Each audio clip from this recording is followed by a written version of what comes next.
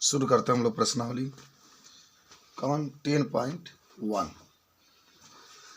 10.1 के आज हम लोग प्रश्नावली को शुरू करते हैं। देखो क्वेश्चन नंबर 1 से, ठीक कह रहा है, देखो कि खाली स्थान को भरिए। पहला प्रश्न ये दिया गया है कि आपको खाली स्थान को क्या करना है, भरना है।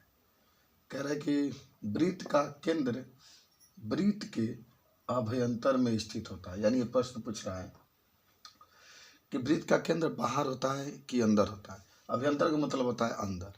तो कभी भी देखोगे ना, कोई वृत्त होता है तो इसका केंद्र हमेशा अंदर होता है, अंदर ही नहीं होता है जी।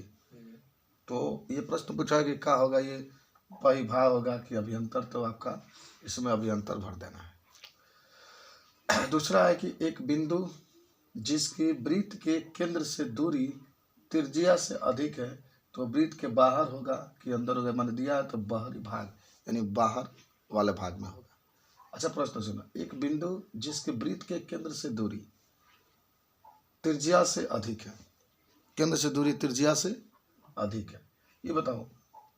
जब मान लो ये तो त्रिज्या होगा, कला पड़े हुए थे। वृत्त के केंद्र जो परिधि के मिलाने वाली रेखा होती है वो क्या होती है, त्रिज्या होती है, ठीक है। अगर बाहर कोई आप बिंदु ले लें, बाहर कोई बिंदु ले लें, तो जब बाहर कोई बिंदु लेंगे तो ये माने बाहर भी नहीं छोड़ो कि एक बिंदु जिसके वृत्त के केंद्र से दूरी त्रिज्या से अधिक, माने कोई बिंदु है ये बाहर जिसकी माने कह रहा है कि जो दूरी है वह त्रिज्या से अधिक है। अगर त्रिज्या 3 है तो ये 5 हो जाएगा या 6 होगा। तो ये बताना है कि बाहर स्थित होगा बिंदु के अंदर। तो आपके उत्तर में कहाँ स्थित होगा, ये बही भाग में, माने बाहर, क्योंकि त्रिज्या से अधिक है। त्रिज्या से कम होता तो कहीं ना कहीं अंदर में रह जाता है। त्रिज्या से अधिक है तो बाहर स्थित होगा। वृत्त का सबसे बड़ी जीवा वृत्त का व्यास होता है। ये भी हम लोग पढ़े थे। जैसे वृत्त है ना, वृत्त में तो बहुत ज़्यादा जीवाएँ होती है इस तरीके से, लेकिन सभी जीवाओं में सबसे बड़ा जीवा व्यास होता है ना, तो इसमें आप व्यास भरते हैं। अगला है, एक चाप अर्धवृत्त होता है जब इसके सिरे एक व्यास के सिरे हों। देखो एक चाप अर्धवृत्त होता है। जैसे मान लो यहाँ पर दिखाया गया कि मान लो कि आपके पास व्यास है और ये जो चाप होता है, जब भी कोई एक व्यास होगा तो जो भी चाप होता है वो अर्धवृत्त के बारे में बताता है। और जब व्यास खींचते हैं तो ये क्या होता है, 2 बराबर भागों में बट जाता है वृत्त, जिसको हम लोग अर्धवृत्त कहते हैं। मैंने कोई भी व्यास खींचेंगे, चाहे ऐसे खींचे चाहे ऐसे भी खींचेंगे, तब भी आप देखेंगे कि ये वृत्त 2 बराबर भागों में बट जाता है। तो एक चाप अर्धवृत्त होता है जब सिरे एक व्यास के सिरे हो। तो जब मैंने एक व्यास के सिरे होते हैं तो अर्धवृत्त कहलाता है।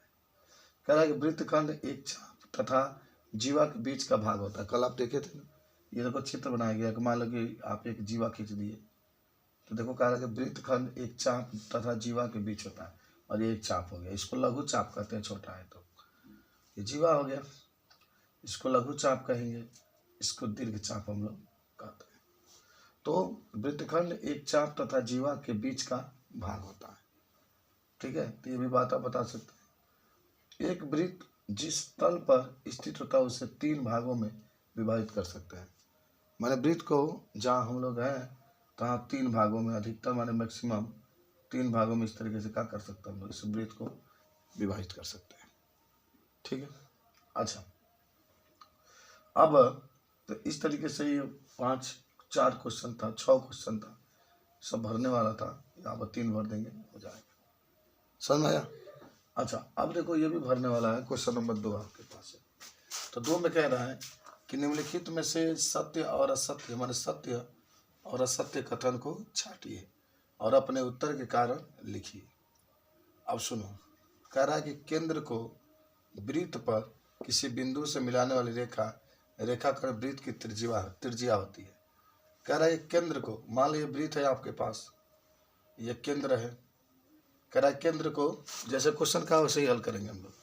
कह रहा है केंद्र को वृत्त पर किसी बिंदु से मिलाने वाली रेखा, मान लो वृत्त पर ये पर है, पर का मतलब वृत्त पर जो मिलाने वाली रेखा होती है उसे रेखाखंड को वृत्त की त्रिज्या होती है। सही है ना। केंद्र और जो परिधि होती है इसकी मिलाने वाली रेखा होती है, सत्य आपका। सके नहीं कहता है कि एक वृत्त की समान लंबाई की अनंत जीवाएं होती है।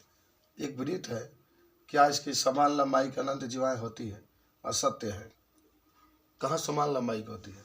देखो ना, यहाँ छोटा है तो यहाँ बड़ा है, तो और ही बड़ा है, फिर और ही छोटा है, तो अलग अलग जीवाएं होती है ना, तो ये कथन कहा जाएगा, असत्य हो जाएगा। अब 3 नंबर है, यदि एक वृत्त की 3 बराबर भागों में बांट दिया जाए तो प्रत्येक भाग दीर्घ चाप होता है। सत्य है।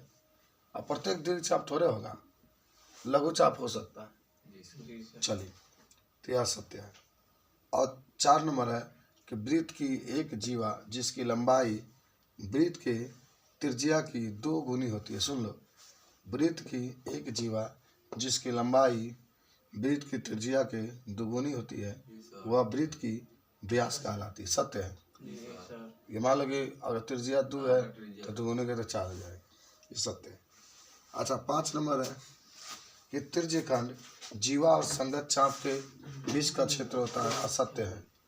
त्रिज्यखंड जीवा और संगत, त्रिज्यखंड कैसे बना था कल मैंने बताया था तुम लोग को। त्रिज्यखंड त्रिज्या से बनता है, जीवा से नहीं बनता।